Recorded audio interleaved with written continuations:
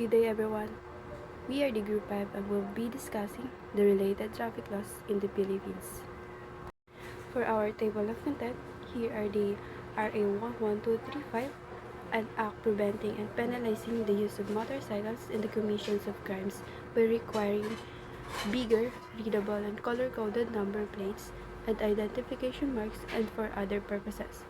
Next is the Presidential Decree number 98, regulating the issuance of license plates of all motor vehicles. Let's start for the RA 11235, or also known as Motorcycle Crime Prevention Act. Motorcycle Crime Prevention Act. Registration by the owner. The owner of the motorcycle register his or her motorcycle with the LTO within 5 days from sa acquisition of ownership. Ibig sabihin daw po, lahat daw po ng may mga motorcycle, kailangan daw po nila ipahirehistro ang kanilang mga motor within 5 days. Ibig sabihin po nun, kapag lumampas na sila ng 5 days na hindi po sila nakapagpahirehistro sa ng tamang panahon, maaari po silang magmulta o makasuhan. Kaya dapat po lahat ng mga may motor o bibili ng motor, kailangan po nila iparehistro ito upang malaman po na LTO kung legal ba or illegal po yung motor na hawak po nila. Motorcycle Crime Prevention Act. Bigger, readable, and color-coded number plates. The LTO shall issue a readable number plate for every motorcycle. The LTO shall implementing rules and regulations of this act determine the font style and the size of the bigger, readable, and color-coded number plates. Ang mga plate na ito ay binubuo ng isang metal plate para sa likuran at isa naman pong decal plate para sa harap. Ang metal plate ay 235 mm ang lapad at 135 mm naman ang taas na may 60 mm na laki ng font. Ang decal plate ay mayroong 135 mm ang lapad at 85 mm ang taas na may 40 mm na laki ng font. Ang mga plate ay dapat na mabasa mula sa layo na hindi bababa sa 15 meter. Para naman po sa mga private motorcycle ay meron po silang white background with color stripe and black alphanumeric characters. Para po sa public utility motorcycle, meron po silang yellow background and black alphanumeric characters. Para naman po sa government motorcycles, meron po silang white background and red alphanumeric characters. Para naman po sa diplomatic motorcycle, white background and blue alphanumeric characters. Registry of motorcycle. The LTO shall maintain a registry of motorcycles in a database to facilitate information retrieval for official investigation and law enforcement purposes. Ang registry motorcycle ay inutusan ng batas na gumawa ng maintain na listahan o database sa lahat ng motorsiklo. Ginagawa ito para kung may krimen na kinasangkutan ang isang motor, madali nilang matrace o ma-check kung kanino ito naka-aresto at makakatulong ito sa mga investigasyon at sa mga paghahanap ng mga suspect. Okay.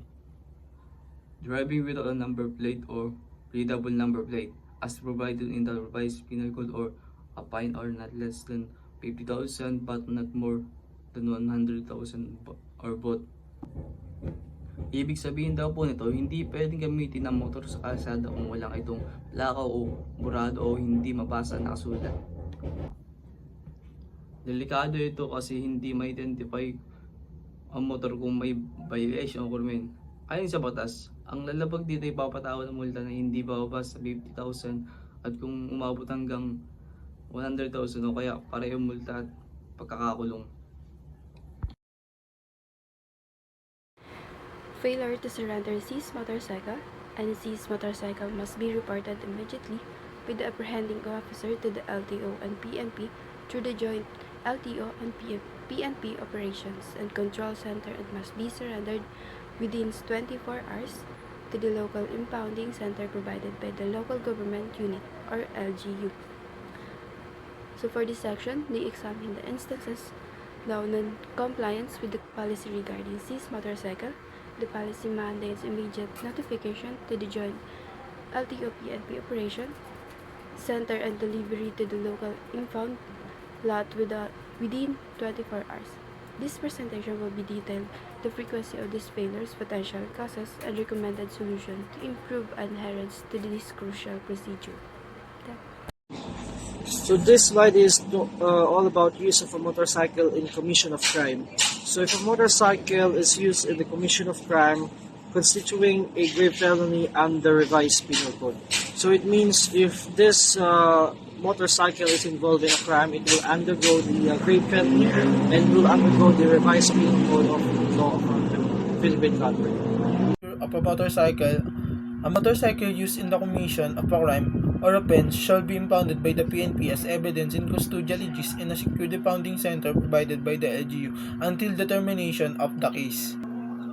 Kung isang motorsiklo ay ginamit sa isang krimen o paglabag ito ay kukumpiskahin ng PNP at gagamitin bilang ebidensya sa kaso. Ang motorsiklo ay ilalagay sa ligtas na imbakan o impounding center na binigay ng LGU. Doon ito mananatili habang dinidinig ang kaso at hindi ito pwedeng kunin hanggat hindi natatapos ang proseso sa korte. Loose number or readable number plate. If the number plate or readable number plates of motorcycle is loose, damaged, or stolen, the owner of such motorcycle shall immediately report.